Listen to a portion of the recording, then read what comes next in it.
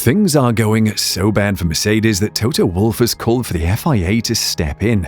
Not only that, but he's been called a hypocrite for doing it. Whatever way you look at it, Mercedes is struggling with the team dropping to the middle of the pack after a podium in Australia. Well, this may change for the Silver Arrows as Toto Wolff has finally revealed what upgrades Mercedes has planned. Stick around to find out what these upgrades are and what they mean for Mercedes. The 2023 season has been a roller coaster for Mercedes and its fans. I mean, it has been so bad that the team issued an apology letter to the fans. Not only that, but there has been unrest among the drivers, with Hamilton feeling as if his advice had fallen on deaf ears. Such was the disarray at Mercedes, the team had to call in an old hand to come and help them with the improvement of the car, with Mike Elliott and James Allison switching roles to try and find something that will bring the team back to the front of the grid or at least make them competitive. Because right now, George Russell's statement that Red Bull will win every race looks to be more and more likely.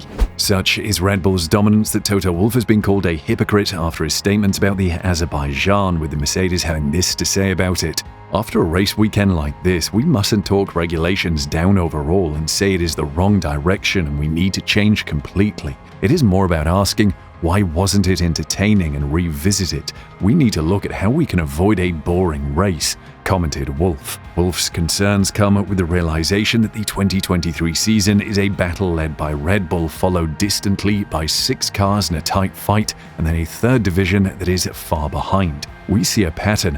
There are 2 Red Bulls and then there are 6 cars, and a long way off is the third division.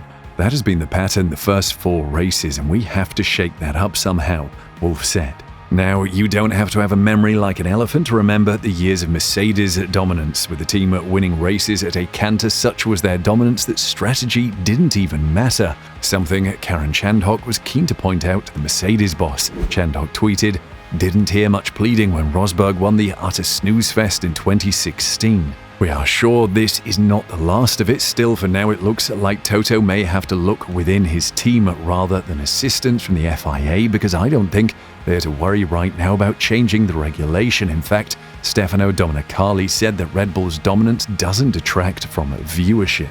However, one thing we do know for sure is that Mercedes will fight to the end. Last year, the team finally tasted success late in 2022 after winning the Brazil GP. Many argue that this is the main reason for their failure this year, as it gave them a false sense of hope that this was the clear direction of the car, but with Mercedes now pivoting to a new direction for the car. To Toto's credit, he has come out and said the team got it wrong and they needed to pivot to ensure they tasted success, not just in this year but in 2024 and the future. It is no secret and pretty consistent with previous years that the biggest upgrades for most teams are coming in Imola with the teams. The first European track allows the perfect opportunity for teams to bring major upgrades, as most teams are based in Europe, and it allows for a decent amount of data to be collected. The target is Imola, Wolff said at last weekend's Azerbaijan Grand Prix.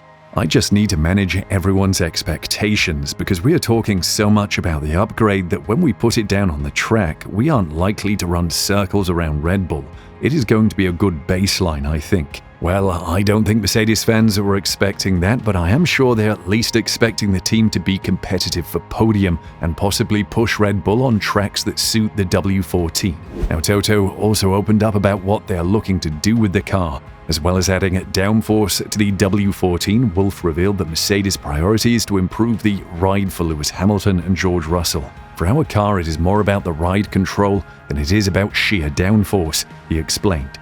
We will put a lot of downforce on the car, but the car will be too low and too stiff. You can see on the onboards that Red Bull is barely moving, and the speed on the straights, all the bumps, the car balance looks easy.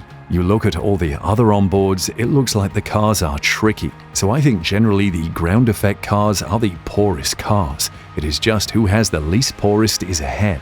Now, we all know in F1 it's not just about fixing one thing on the car, as fixing something may make something else worse. And on top of this, the teams are now constrained by the budget cap, with many fans letting their feelings known when Red Bull exceeded last year's budget. In previous seasons, Mercedes would just spend their way out of this season, something that Toto was keen to point out. Wolff said Mercedes would have developed an entirely new chassis and brought double the amount of upgrades this season if they were not constrained by the F1 cost cap. We are more stuck than before because if we would be completely free, we would bring a different chassis, he added. So we have to really decide carefully what it is that we want to upgrade. In this respect, the cost cap is crucial to allow for more teams to be competitive. With no single team having a financial advantage, it does allow for a certain level playing field. But that does not mean that Toto is not improving the car, with the team boss being pushed as to what upgrades the team is bringing to Imola, and he finally relented and let us all know what the anticipated changes would be.